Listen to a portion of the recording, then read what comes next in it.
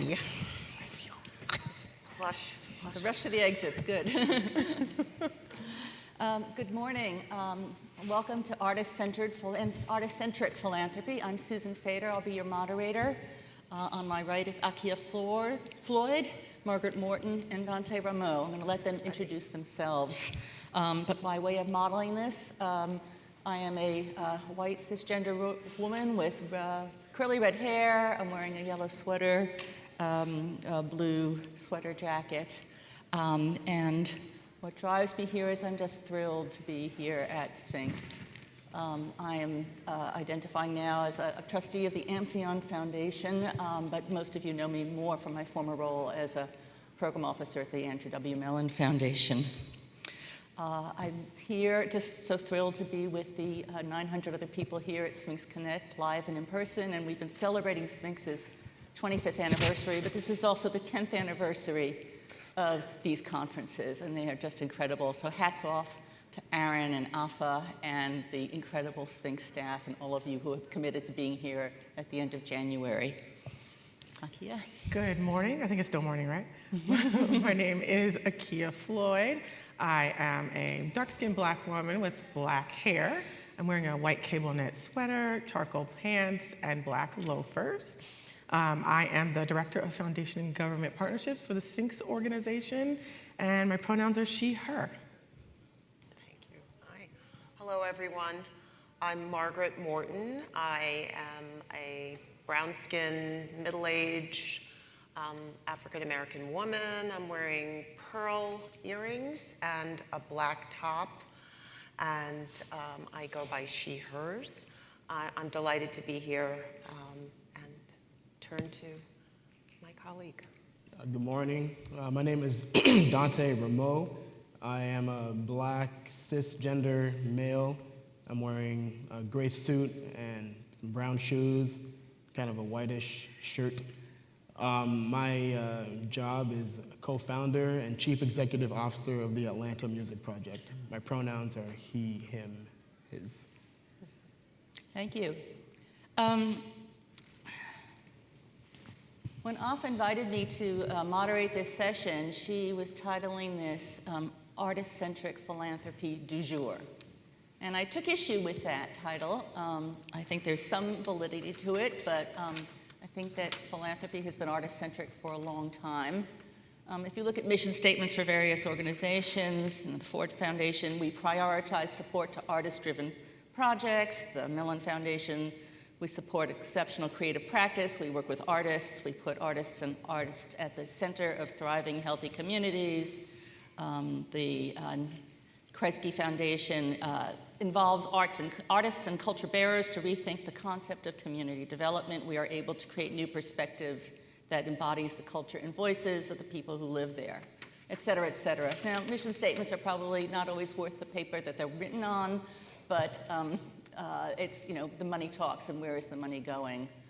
But I wanted to begin by taking us back some time as to where, what happened in the NEA and the culture wars of the late 80s and 90s. And I'm going to turn to the other boomer on our platform, and Margaret is going to give some background about that.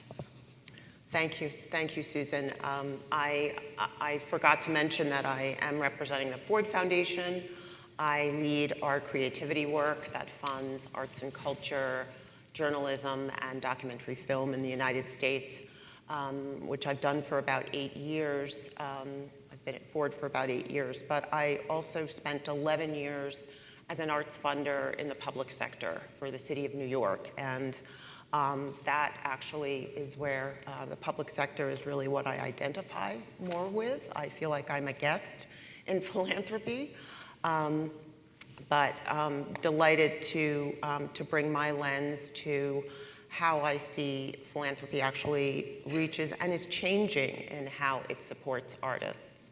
As Susan said, the NEA really is kind of the center of how the arts are structured here. It was really launched with and from philanthropy.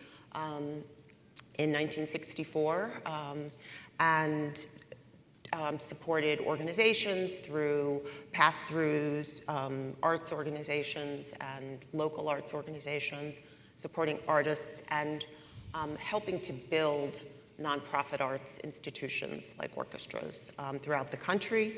In the 80s, some of us remember the culture wars, where the right really scrutinized the content that was being funded, the art that was being funded, the exhibits that were being funded through NEA funding, and used that for whatever political leverage they could. And they ended up changing the ability of and stopping the NEA from funding artists directly, which then reshaped how arts intermediaries and their role in the national sector. We saw many institutions formed, very much built by philanthropy, like USA Artists, Creative Capital, to fund artists directly, to really fill that void that was lost with the loss of NEA funding. I would say in parallel, and probably before that, we had the Black Arts Movement, we had the Civil Rights Movement that really spurred many arts and creative communities of color to form their own institutions, as you know, because they were really not being served by the mainstream institutions. So we saw International Blacks in Dance form, National Association of Latino Arts and Cultures, intermediaries that serve the arts, and Sphinx, which we know was founded to really serve musicians and communities that weren't being served. So philanthropy actually funds, reaches artists now through those kinds of institutions, both art-centered institutions that really are technical service institutions and intermediaries, and by reaching local arts councils that serve artists. And the philanthropy has really built the rest of the infrastructure of nonprofits. What we are seeing today, which is interesting, is a turn back to the fact that there was no support or safety net that was really created for artists. They missed out in the ways that domestic workers missed out. And there has been a focus on artist relief efforts, an unprecedented one through the pandemic, where philanthropy has really looked much more closely at how we can reach artists directly, and I'll go into that a little more. Okay.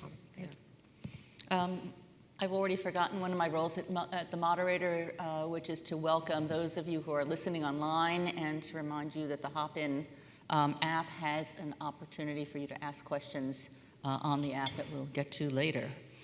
I have a follow-up question, Margaret, just about fellowship programs. Yeah. And do you want to speak? Another way that philanthropy actually reaches artists is to use its own communications power. We at the Ford Foundation try to use what is a pretty visible presence that we have in terms of promotion to invest in communities that really have been underinvested. We created a disability fellowship for artists, filmmakers, and journalists, and we invest heavily in promoting those fellows with a hope that philanthropy will pay attention and others will pay attention and really start to invest more deeply in disabled artists. We've created a Latinx fellowship program for Latinx visual artists, along with Mellon, in response to kind of a deep underrepresentation of Latinx artists across the museum sector. Again, the hope there is to bring more funders to the table and to also really promote the value of those artists in new ways. So that is another example of how philanthropy reaches artists. But I think the healthiest way we reach artists is really supporting organizations like Sphinx and really those service organizations and artist-centered organizations that are working nationally and that really know the communities that they're serving. Thank you. Dante, can you speak as the leader of a community-focused organization on the challenges you see in approaching funders and whether you agree that they are being artist-centric in their actions and attitudes? Sure. Yeah, I have a few thoughts. We've been at it with the Atlanta Music Project for 13 years, and certainly it's gotten easier to approach foundations because we have more to show than at the beginning. But I think sort of my thoughts center not so much on sort of my feedback or thoughts on foundations, but for artists, I think it's important, number one, for artists to focus on finding funders that support the work that they do versus looking to try to make funders kind of convince them that you should fund our work. I found that you have to do both, but I found that my time has been more valuable identifying funders that support the work that we do as we do it, and developing and deepening a relationship with those funders. Second, when I started the Atlanta Music Project, I was pretty much right out of grad school as a bassoonist. And so this really was an endeavor for me to, how am I going to live my life as an artist and perform and be in the community and do education in a way that I thought, I wanted my profession. And so, I banded together with a few other like-minded musicians, and we created 501c3. And I think that a lot of artists coming out of school, musicians, could look, at that option because there's a lot more access to a lot more funds when you are a 501c3. And yes, it requires a board of directors and it requires a bit of administrative work, but it opens you up to being able to not only perform, but also do education and community work as a group. And when you're doing this kind of work, going with it as a team is sometimes more fun than going at it alone. And then finally, well, this is kind of an aside, but I think artists shouldn't be afraid to learn to use this tool called Foundation Center, which allows you to identify foundations all over the country. And don't be afraid to write grants yourself because you know your story best as an artist. And I think that a great grant application tells a story. And so there's nobody better to tell your own story than yourself. And lastly, there are some power dynamics that I think have improved, especially since the pandemic, whereby because foundations have all the money, and basically as a grantee, you're kind of at the mercy of whatever that foundation wants, regardless of what they say in the mission statement or what have you. But now I think times have changed a little bit, and there are many funders that are completely open to following your lead as a grantee, following your expertise, and in fact, are very happy to have you try things and fail and come back to them and explain what's going on and what you need. And I think that type of relationship does come with years of experience, but those type of funders are out there. So I think from my perspective, that type of funder-grantee relationship is very healthy, and we welcome more. Great, thank you. Dante, in our pre-call before the session, you talked about finding alignment between a funder's stated goals and outcomes of their giving. Do you want to speak a little more to that? And I urge you to speak truth to power, which I know is hard given the power dynamics between funders and grantees. But yeah, no, I appreciate that, and I'm not one to rant on stage, but I do think that sometimes in the when you have a funder that states that we support this type of endeavor and that type of endeavor, it could tend to be a bit more broad, because really, while it says we support this type of endeavor, there's always bullet points, but it has to be like this and like this and like this and like this and like this. And when you're in the community and you're seeing the issues and the challenges every day on the ground, and you're telling a funder, well, this is nice, it sort of applies, but the problem really that we're seeing is here, and there's a miscommunication, or ships passing each other in the wind, and that unfortunately leads to issues in the community not being resolved or attacked. And so I think broadening and just funders being more flexible and really trusting the work that people do on the ground is really important. Thank you.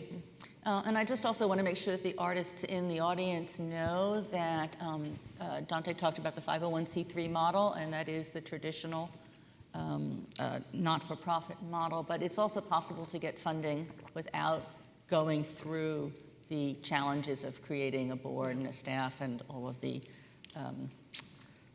ancillary matters that go with representing yourself as being non-for-profit. And there are organizations like Fractured Atlas that offer fiscal sponsorship so that they take actually possession of the money and responsible for the financial reporting, but can get the money out the door to where it's needed in the artist community. Achia, similar question for you, just from the point of view of you as a grant writer at Sphinx, about the challenges of presenting support for artist-centered activities and meeting the needs of your mission as opposed to what you think the funder thinks you want.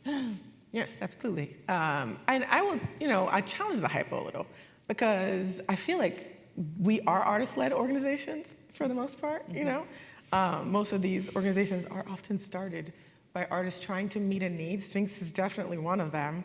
And through our National Alliance for Audition Support, we very much fund artists in what we do. It is artist-led what we do. I just took a survey of our artists, and about 128 of them answered the survey about SOPA auditions, the excerpt competition that happened here. And one of the things they value most about what we do is that they don't have to go through the process of building the relationships in order to get the money. We give about $200,000 away every year to artists for transportation to auditions, for instruments if they need it, things like that. And so it is artist-led. They have told us what they need, and we are working with the League of American Orchestras and New World Symphony to build our program that responds to what artists need, but we take away the barriers. I'm doing the reporting for that grant. I'm building the relationships off and our Andre and Bill run that program for us. But we are doing that work for the artists, but with the input of the artist to serve artists so that they can focus on what they want to do as an artist, right? Being in an ensemble or starting something themselves. So what we do is artist-led, and there are a lot of organizations like us that are doing it. But as a grant writer, there's no more important thing to do than building a relationship with a funder. If you as an artist want funding, as Dante said, you may think that you read what's on the website, like so their mission statement, and you may think you fit exactly in. But until you have a conversation, you may be missing something. And so you may go through a whole grant process and not get the grant, and you really feel like you had everything down and they should have funded you, but you never had a conversation with the program officers or really had a conversation about the direction the foundation is going. And so you don't know why the board decided not to fund you, right? You think you fit everything. So it's really important to build relationships in fundraising in general, not just grant writing. If you want funding, relationships are everything in life, but definitely in fundraising as well. And as far as, the idea of moving more towards artist-centric philanthropy, we're doing it, but, we've seen, even during the pandemic, that Black and Latino artists and organizations have been receiving so little funding overall. I know in Atlanta, our community foundation was called out because they were not giving us funding during the pandemic, and they did research and found out that all of the BIPOC organizations were getting less than 2% of the funding, right? And so they changed their funding model. And foundations are still trying to figure out how to give their current grantees equitable funding. And so I think as we move into possibly back towards artist-centric funding, the question is still there. How are we going to ensure that the people of color get equal funding? Yeah. Yeah, thank you. I'll admit to having been a bit defensive again when we were organizing this panel, because I like to think that much of what we did at Mellon was to do artist-centric funding to organizations of color, such as the Black Orchestral Network, Sphinx, the founding companies of the International Association of Blacks in Dance, et cetera. But I think what has changed is the power dynamic and getting that money to artists not only through institutions but directly to themselves. One of the bright spots to come out of the pandemic was an attention to guaranteed income that had been piloted in various sectors funded by local governments, largely for people in marginalized communities and disabled people. But the articulation of this being an opportunity for artists is something that was new during the pandemic period. And I'm going to turn again to Margaret to give some background on where we stand on guaranteed income to artists. Absolutely. And taking a step back, artist relief was another effort during the pandemic that philanthropy actually was a secondary catalyst for, but it was really artist-centered and artist-led organizations like USA Artists and Artadia and Creative Capital, who launched and went out and raised $21 million from foundations like Mellon and Ford and others to give immediate relief to artists.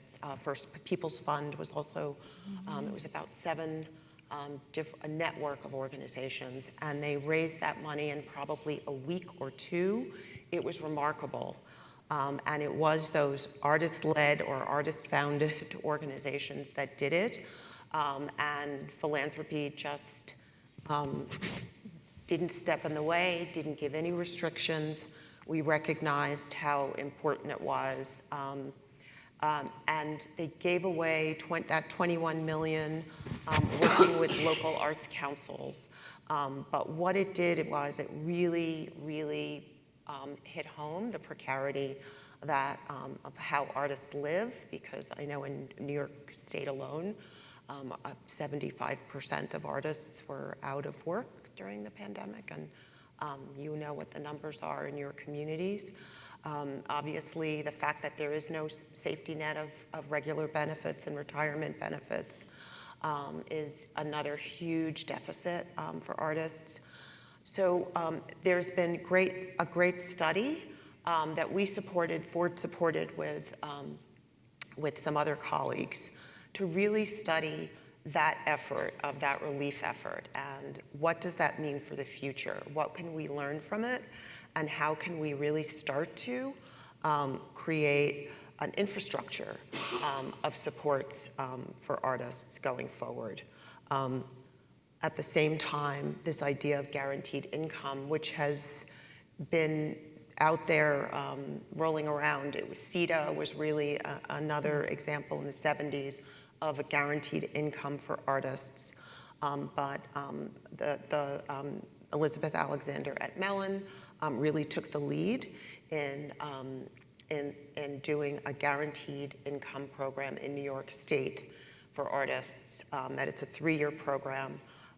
Ford and Stavros Niarchos is partnering with them, and we have reached about 2,800 artists. Also created a work employment program for another set of about 800 artists to give them $65,000 a year for 3 years to work and to do their work adjacent to a community organization or arts organization. And we're studying that very closely now as it is winding up to see what it could hold for replication in other states, for replication in New York State, but really trying to build on this idea of creating supports. A few philanthropies are really paying attention to studying artist compensation, how it works, how we can really help from philanthropy's vantage point. How can we help expand on the model and really help move it forward? Unions are obviously another issue in the performing arts. You are much closer to working with unions, but the larger arts sector is not, and we are trying at Ford to introduce ways to help nonprofit institutions see that unions, they can align with union structure. We are also hopeful, our work in employment, to help through a narrative efforts to really help workers be recognized, artists be recognized as workers, and to help with movements that would kind of help to advance those kinds of opportunities. Thank you. If I could say one more thing, on the artist-centric statement, and we are seeing it in philanthropy, and maybe we've seen all along, but it's pretty strong in some of the larger institutions now when we see that Mellon is headed by a poet who really does respect artists and has tried to integrate support for artists through the work that Mellon does and that Susan did at Mellon. There had until recently been a dancer who headed the Doris Duke Foundation and who was very, very kind of just sensitive to and knowledgeable about the arts and artists and the life of an artist. So we are seeing that more. We are seeing, again, because of the pandemic, a move to general operating support and being less prescriptive, to your point, about how we require the use of funding. And we have at Ford experimented with multi-year programs where we really try to just invest in the engine of an organization rather than the work that they can produce. So I'm taking off my hat and just mentioning that. I have seen personally that artist-founded organizations and artist-led organizations tend to be the most sustainable over the life of, and I think that's something about their knowledge about programming and the dynamism that they bring to their programming. I'm not sure what the recipe is, but I've seen that artist-founded or led organizations tend to be the most sustainable and the strongest in the long run. So, sorry to. No, thank you. Margaret's too modest to mention that she's on the Leadership Council of Creatives Who Build New York, so she's been intimately involved in this $125 million investment. There are two other guaranteed income programs I'm aware of. One is in San Francisco, that was run by the Yerba Buena Center in collaboration with the local city government. And the other one in St. Paul, run by Springboard for the Arts, both of which have been pilot programs. And of course, there are challenges inherent in these guaranteed income programs of how do you scale them up? How do you choose who gets supported? I think that Springboard started with a randomization lottery and got a lot of pushback from the community. I'm sorry, that was Yerba Buena. That community organizations hadn't been adequately involved in understanding who was out there, who was in greatest need. And of course, a guaranteed income does not, like most fellowships, require any artistic product at the end. You can use these for life needs, you can use these for health care. It's income, and it's trust-based philanthropy that says you know what you need the best. I think another, picking up from something you also said, Margaret, about Elizabeth Alexander, the Mellon president, being a poet. Who is in these chairs has changed radically over the last decade. Elizabeth and Darren Walker at Ford are leaders of color running the two largest arts foundations in the country. Mellon has had a huge shift over my tenure over the past 15 years. There are now, with the naming of my successors, the fantastic Stephanie Ibarra, who is a Latinx theater maker.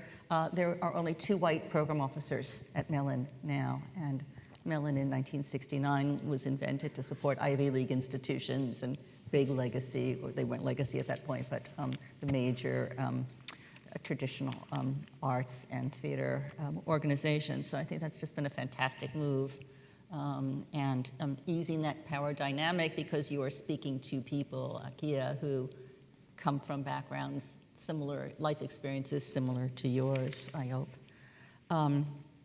We're working very efficiently, and I think given that, I'm going to open it up to questions a little earlier than we'd anticipated. And I don't know if there's anything on Hop-In yet or from the audience, but I invite you to come to the, up to the mic. And I see one question already over here. Hi, I'm Rachel Barton Pine, Sphinx board member and president of the Music by Black Composers project of the RBP Foundation. We create and provide materials and resources for students and educators and performers and members of the public. And we've been operating since 2001. And I just wanted to get your advice, because we're in the same dilemma we were 5 years ago when I last asked this question at a similar panel at a Sphinx conference. We have literally hired grant writers who have informed us that we don't seem to be eligible for any existing foundation's guidelines. We don't teach kids. We don't present concerts, nor do we want to. You know, there are only so many hours in a week. What we're doing is unique. The reason we're doing it is that nobody is doing it. So and it needs to be done, and what we are providing is useful by those who are teaching and presenting, but that's not what we do. We're not locally based. Our materials are used internationally, so we're not eligible for local grants. Very unfortunately, while most of our team is African American, the founder of the project, myself, is clearly a white person of a particularly pale pink shade. Yeah, I'm disabled, but that has nothing to do with our project, so that doesn't help. We use very rigorous research standards, but we're not operating within the realm of academia. Anyway, yeah, somehow, like, it's a catch-22 that we're doing what we're doing because it hasn't been done, but because it hasn't been done, nobody's written grant guidelines that cover what we do. I know there was a similar situation about maybe 10 years ago when a number of exciting young chamber orchestras, conductorless chamber orchestras formed, and they found that they didn't fit chamber music grants or symphony grants. And I know that a couple of foundations actually developed a special category just for those guys. And so what I'm thinking, unless I'm missing something, what I'm thinking is that I actually need to try to convince an organization to potentially rewrite their guidelines so that we are eligible to apply.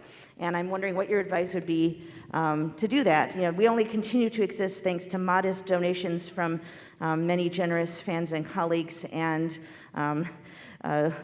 probably about half of my own personal income, which frankly isn't that sustainable, certainly doesn't allow for our growth in the way that we would love to. So I would just love to get any thoughts from you guys about what the heck we can do. I mean, my immediate division. thought was I would probably move towards more of the corporate sponsorship model, where they're usually more interested in what you could do as far as visibility and less buy-in into your mission, even though mission matters in the corporate realm of things. A lot more times it's, you know, can you give our board members tickets to your concert? Can you give us visibility? That kind of thing. And so it's less based on mission alignment, you know. So that's one avenue I would think of. But then also, literally, as Dantes spoke about earlier, talking and seeing who is more flexible with the foundation that will work with you to build a grant program that more fits what you do, which is a longer game for sure. But I find when you're able to do that, you are more in line for multi-year funding when you can do that as well. Other than that, maybe if there is a parent organization or another organization that you can work through, that works as well. Sometimes, a lot of the times, symphonies will be a fiscal sponsor, fiscal agent, something like that for an organization. So something along those lines may work for you as well. Dante, go ahead. Hi, Rachel. Can you just repeat the product again? I know we've got plenty of your Yeah, books. musicbyblackcomposers.org. We were founded in 2001, so we also don't fit grants for new ideas. We've been doing this a long time. So we have a number of publications, pedagogical volumes, our coloring book of Black composers, our timeline poster, but we have a ton of free resources on our website, directories of 300 living composers, 150 historic composers. We have repertoire directories with all kinds of details in various instrumental combinations. We have lists of podcasts and discographies and bibliographies and children's books and music theory resources and et cetera. If you want to know all that we're about, if you go to musicbyblackcomposers.org, go to About, and then go to Projects Timeline. It'll tell you everything we've done and all of the next things we're planning to do. We're continually busy. Just today, we just launched our resources page for vocal music, choir, solo voice, and opera, which we're very excited to be able to offer to the public. And yeah, it's tons of fun, tons of free time. I didn't have to pandemic bake or Netflix binge. I was researching.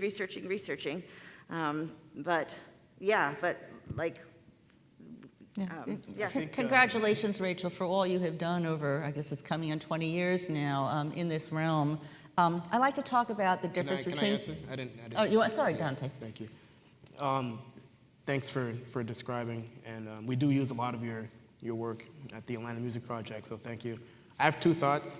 I think, for one, organizations that typically would use the resources have, funding, budgets to buy, class materials. So you could simply, continue to sell the stuff, and we have budgets to pay for it. But maybe also, because you said you're looking for, financial support, finding that one or two or three individuals that have the capacity to, do transformative type of funding for your work, I think is also a route worth pursuing. Because if you find someone that is personally passionate about what you do, sometimes that person can have, significant capacity and can really make a difference, and they'll grow with your organization. I know we've experienced that multiple times with the Atlanta Music Project, and it's really a part of the reason we've been able to grow over the years. And so foundations are fantastic, corporations are fantastic too, but individuals that are special and that really support you can really, really be. Those are the folks that have changed the trajectory of my organization. So That's good. Great. I was just going to add, there's a difference between funders and donors. And I like to say that funders are fickle. We will change our missions and our activities according to the people sitting at the top of the organization and our donor community, our trustee community.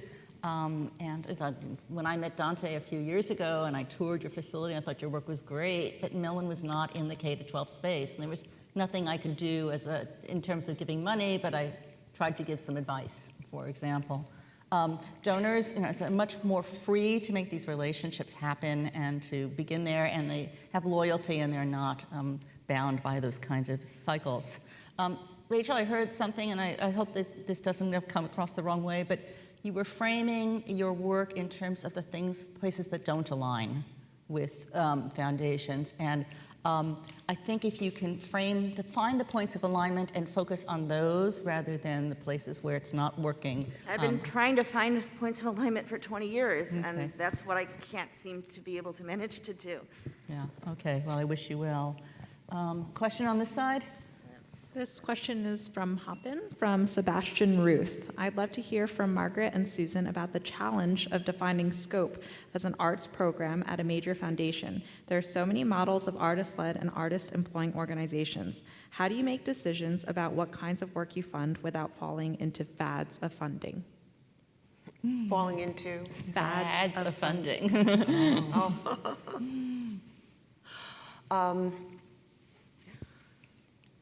That's interesting. You know, about 7 years ago, with our new president, we really turned to focus on addressing inequality. And in doing that, we had to align our work in a way that we could really have an impact on inequality.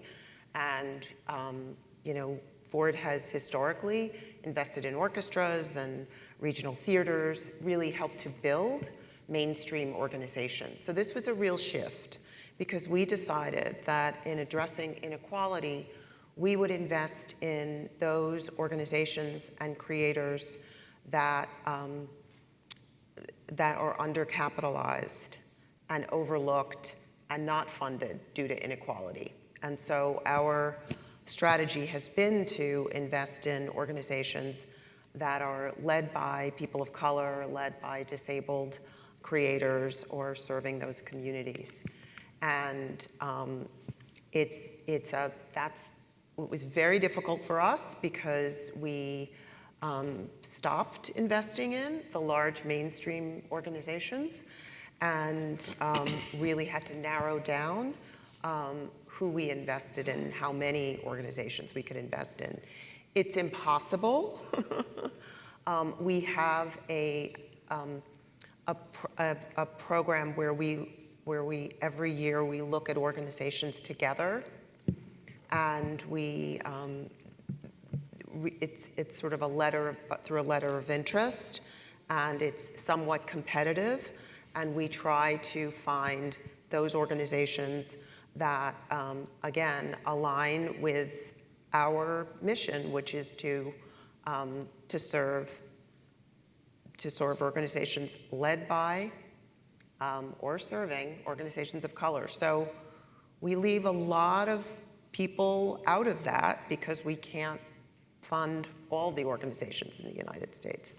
That's one of the reasons we do invest in intermediaries like Sphinx and NALAC and others. So it's tough, but that's how we have approached it. And I spend most of my time saying no, which is excruciating, to people who are doing great work that do align with us, but we simply cannot reach them all. Right. I would add to that, I hope it's not just fads, but we live in a world that's greater than our foundations. And I think many of you will be aware that there are a case before the Supreme Court that's been brought against Harvard and University of North Carolina about race-based admissions. And this is not the first time this has come before the Supreme Court. And, you know, at Mellon, we were funding something called the Mellon Mays Undergraduate Fellowship Program, which used to be the Mellon Minority Program. And after, I guess it was Grutter case before the Supreme Court, we had to take out language about race, even though the intention was to bring students of color into graduate school in the humanities with the intention of them changing the professoriate. So we had to substitute in language about first generation, first to attend college, economic factors. So we couldn't be explicit about race, but we could be intentional in our grant making. And the work I did with our Pathways program of helping to get young artists into college, which was an exception to our K-12 programming, also similarly had to create very convoluted language about the students that were being targeted in this program. So, you know, if we'd had our druthers. We would just say this is for Black and brown musicians, just as Sphinx has articulated that as its mission. But even Sphinx has had in its applications to do some twisting and turning to make sure we stay within the confines, not only the law, but of the political perceptions of this very complicated democracy we live in. A question over here? My question is a follow-up on the topic of relationship building that has come up. I'm an artist who founded a nonprofit and went through the different hoops to be able to do that. We're coming up on about 5 years. And we've struggled to build relationships even with some local grant-making organizations, whether we're sending a concept paper in or making a phone call or sending an email, we just get silence back. And I don't want to badger people. I know they have busy lives and busy jobs, but I don't know how to get a foot in the door to begin to build that relationship. So I'm curious what your advice would be for newer, smaller nonprofits who are trying to build those relationships. How do you go about forming that relationship? Put on my previous major giving hat. When working in smaller nonprofits, one of my biggest bread and butter in building relationship was being in the arts landscape, going out to all of the arts offerings in your area, because those people are going to be there. That's their job, to be there. So they're going to be there. And also, in order to be good at their job, they have to be there as well. And so you go out and you go to the orchestra, you go to the ballet, you go to those museums and all those things, to the young professionals events. And you meet people and you have conversations. And you never know who you'll meet, who this lawyer may be like, hey, have you met this person? And it might be just the person you're trying to meet. Great point. I have, congratulations, by the way. 5 years is, is fantastic. Keep going. But I would say kind of look at the work that you do and ask yourself and those around you what issues you see in your community that are non-music related that you can help solve through music. I think that a lot of funders who are not, funding the arts directly are funding issues. And sometimes they miss the fact that art and artists and music can address economic issues, educational issues. And so sometimes that allows you to tap into a wider range of funding. And then the second point, and I'm sure you're already doing this, but just continue to make sure that your work is exemplary. It has to be excellent. I think when we're smaller organizations, we don't necessarily have the benefit of a long history. I've seen large organizations that are storied, that have been around for decades, try to do similar work to what we do, and they do it extremely poorly, but they still get funding because they have that long history. And so, unfortunately, that's kind of the way it is, but continue to do excellent work, and hopefully that helps. And I would just add, these are great points, especially great points. You're not going to make all those relationships that you set out to make, but you will make some. And, philanthropists are very funny people. They're like pack rats. They are very influenced by each other. And so, continue to do your great work. You will make a relationship or two, and eventually that will have influence on another funder, whether or not you've met them, because that funder will tell the other one how great you are. So just don't be dejected, and just know that you'll make some relationships, but it's okay if you don't make them all. Keep going. Yeah, be patient. Hi, good morning, afternoon. My name is Janelle Robinson. I'm with the Great Lakes Chamber Music Festival as well as Detroit Chamber Winds and Strings, and I thank you for your time.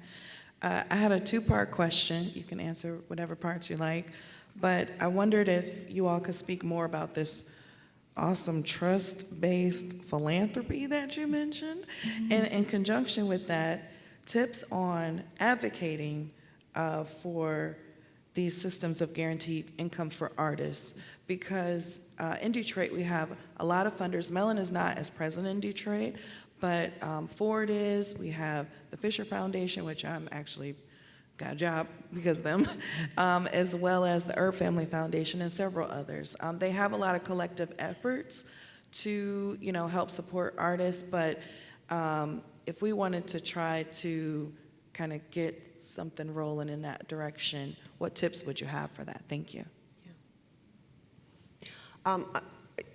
I would say, and I understand the scene here, and we love working in Detroit.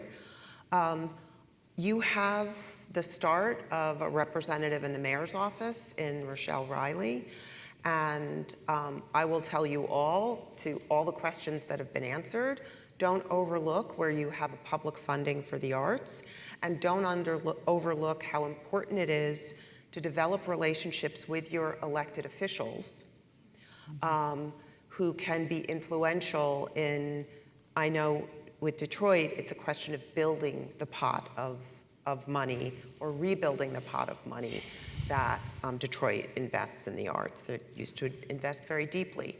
So I think it's worth, organizing, artists organizing, and again, I think this city that is,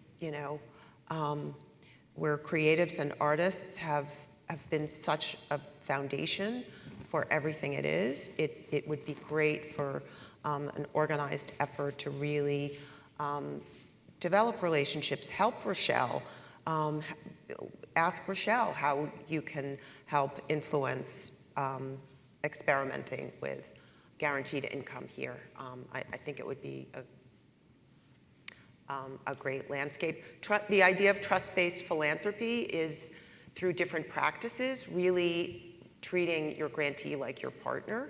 An example where philanthropy did more of it was in the pandemic, when many of the larger foundations recognized that so many arts organizations were closed and no longer raising money and had no more revenue.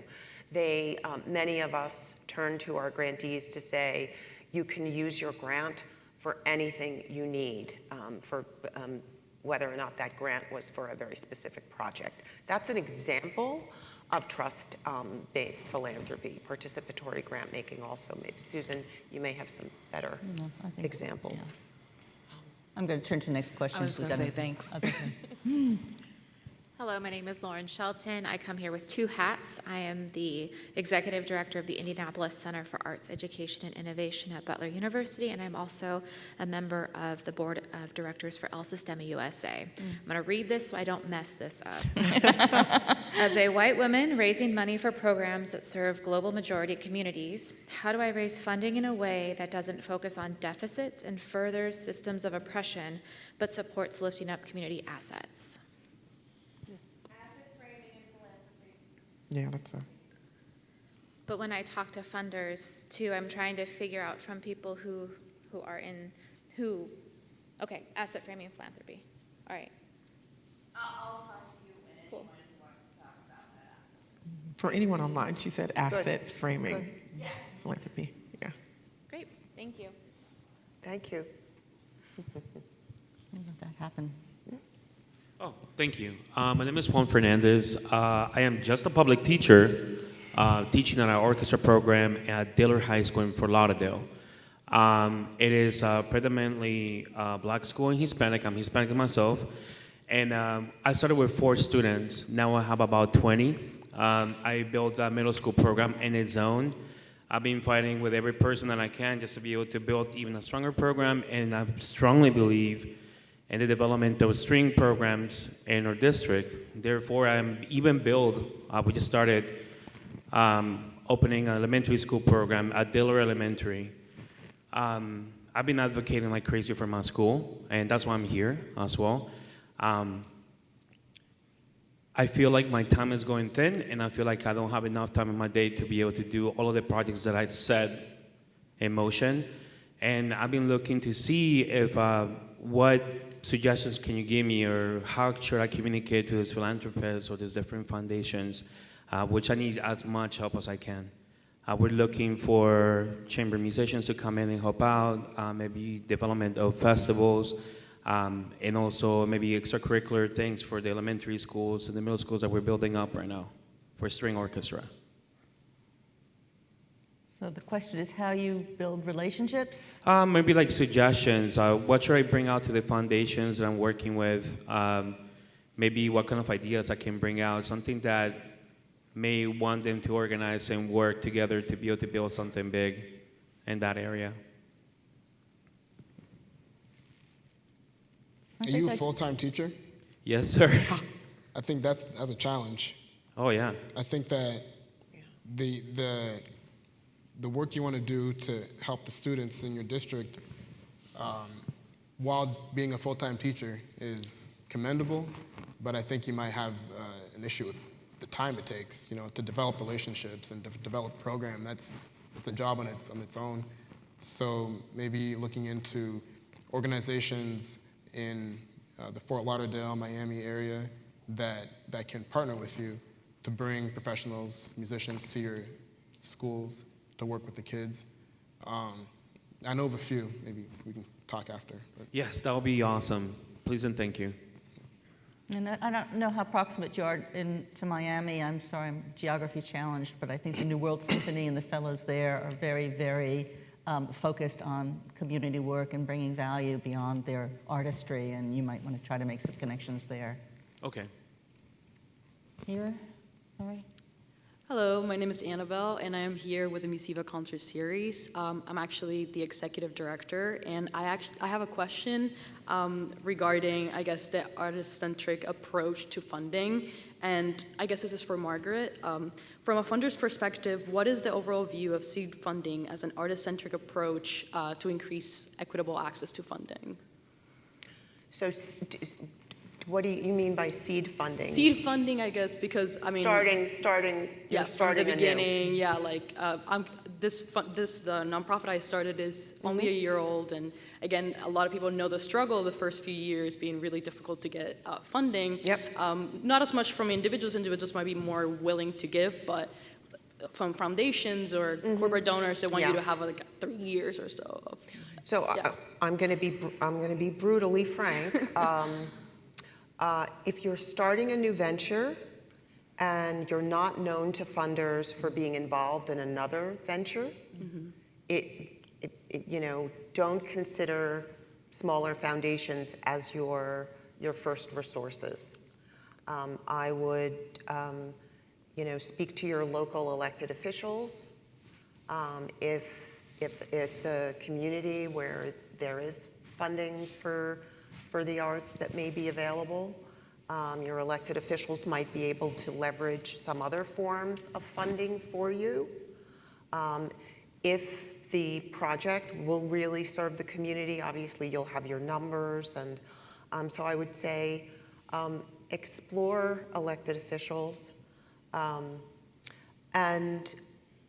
others, individual funders who are really passionate about what you're doing, as was mentioned, is don't overlook that as well, and start to do the work. Once you start to do the work with as little as you can, put toward it, then over a couple of years, you would then possibly go to a foundation. But starting something where you yourself have not been involved in the kind of the nature of the programming, foundations are not where you would start. Gotcha. Okay, thank you. I would just add very, very quickly, because I know we're on time. Sparkplug Foundation, Google it. They do seed funding for arts organizations. And then, the thing about 501c3s is you have to have a board of directors. And so if you can look into your community at people that are passionate about what you do, but that have access to resources, lawyers, doctors, professionals like that, and have them join your board. And often they're already involved in the art scene and can be sort of a bridge to institutions that don't know you personally. And then finally, leadership programs and fellowships in your own community.